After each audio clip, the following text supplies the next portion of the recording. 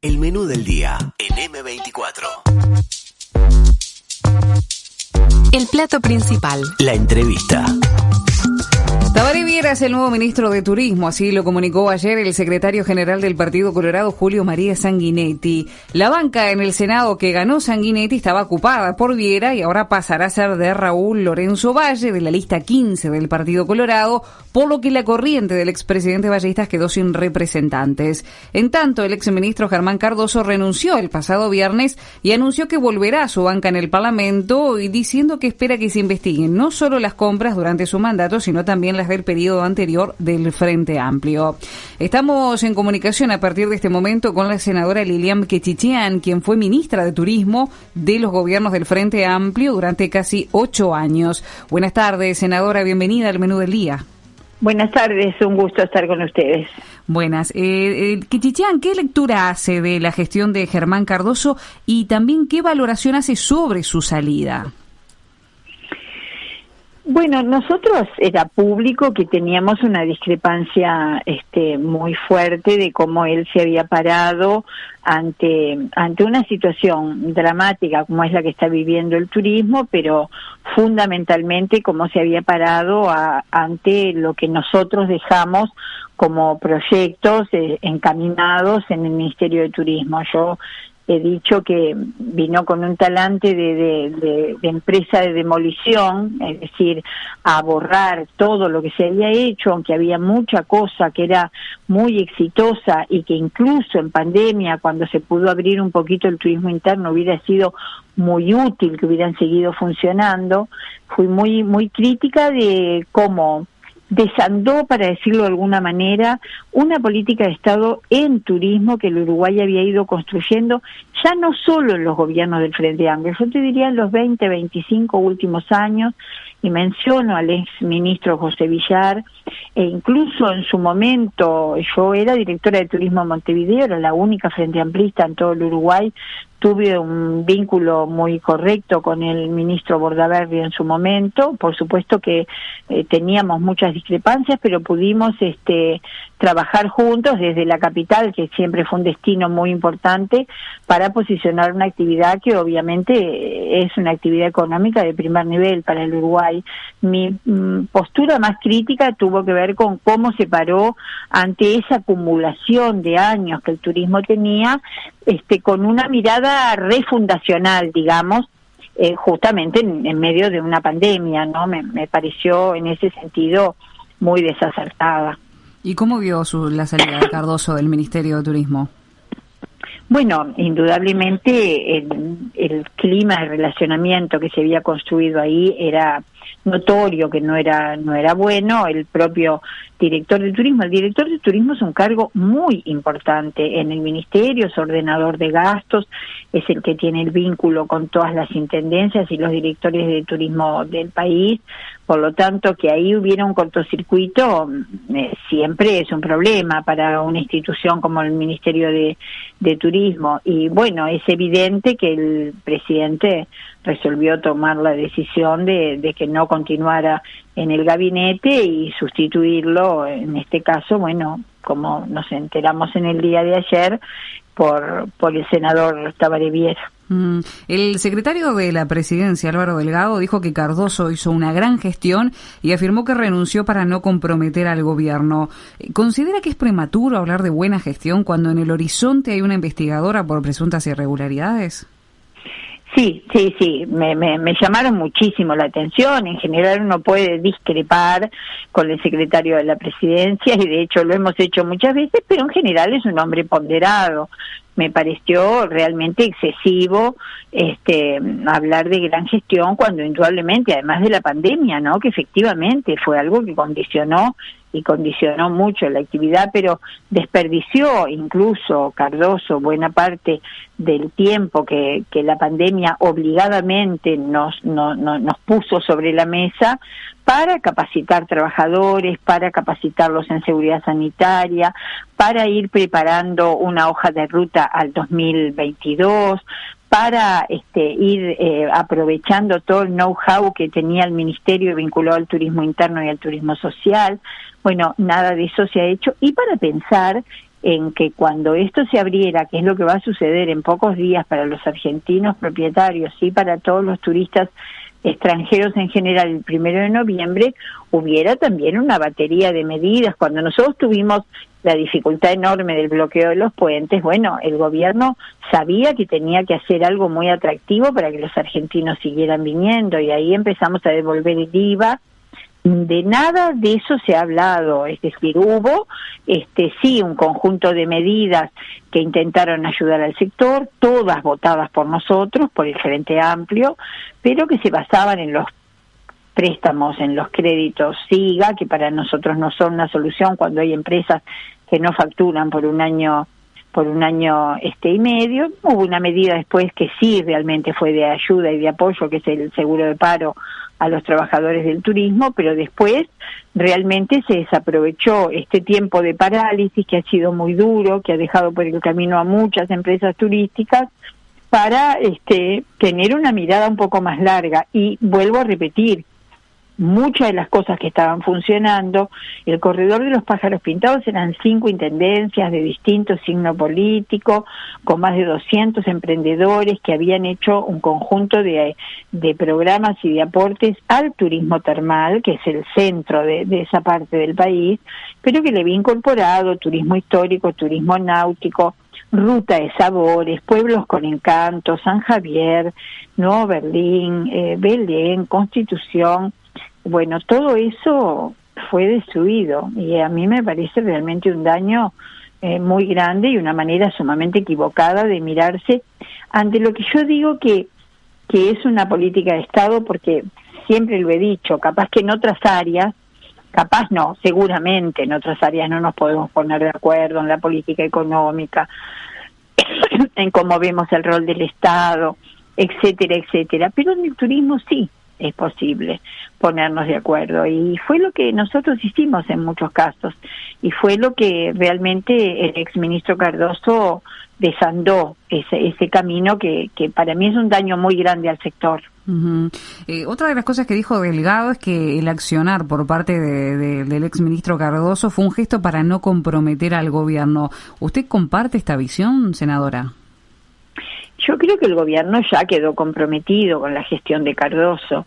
Indudablemente era insostenible mantenerlo. Me da la impresión de que no hubo otro camino que sustituirlo, porque además el problema era un problema adentro de los socios de la coalición, y eso siempre es muy complejo, ¿no? Para un gobierno que además se ha sostenido sobre la base de los cargos vinculados a los grupos que integran la coalición de gobierno. Por lo tanto, no, creo que era absolutamente insostenible que se mantuviera en el cargo por todo lo que públicamente había aparecido.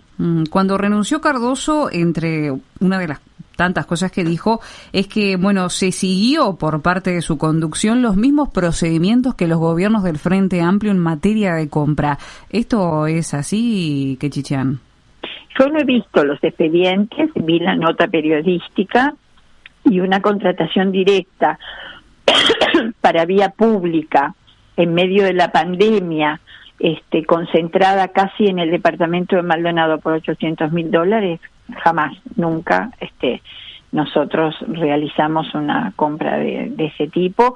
Nosotros sí decimos que Cardoso no leyó los documentos de la transición que nosotros le entregamos, porque en esos documentos nosotros trasladábamos todo el aprendizaje que fue para nosotros la compra de publicidad en un mundo tan cambiante, donde las plataformas empezaban a aparecer, y en una actividad donde a veces hay que resolver en poco rato una situación que no estaba prevista. A nosotros nos pasó más de una vez. Yo siempre pongo el mismo ejemplo: si uno quiere, si un día una línea aérea, a nosotros nos pasó con Iberia, que se había ido del Uruguay, cuando Iberia vuelve al Uruguay, nosotros quisimos promover en la revista de a bordo de Iberia. Para eso no hay que llamar a una licitación, es una cosa directa, una negociación directa, porque lo que queríamos era llegar a ese público.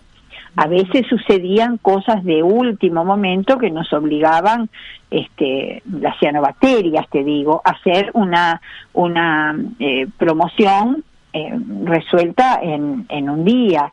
pero no es la norma, y en la vía pública yo te diría que nosotros nunca, jamás en la historia nuestra invertimos esa suma que aparece en la nota de búsqueda a una sola empresa y solo para Uruguay. Nosotros, una de las cosas que aprendimos es que había que empezar a comprar también promoción por año, y incorporamos a la región y comprábamos Porto Alegre, y comprábamos San Pablo, comprábamos el Metro de Santiago, comprábamos la Avenida 9 de Julio. Todo eso nosotros lo dejamos escrito como parte de un mundo muy cambiante que nos obligó a nosotros incluso a hacer una trazabilidad de nuestros ¿Fue una actitud expedientes. de arrogancia entonces por parte de Cardoso el hecho de, no prestar atención a estos informes que ustedes dejaron? Sí, yo creo que todo el equipo nuevo del Ministerio de Turismo se paró con cierta decir, bueno, acá estamos nosotros y todo empieza con nosotros nuevamente. Uh-huh. Y eso es muy mal consejero para definir políticas públicas.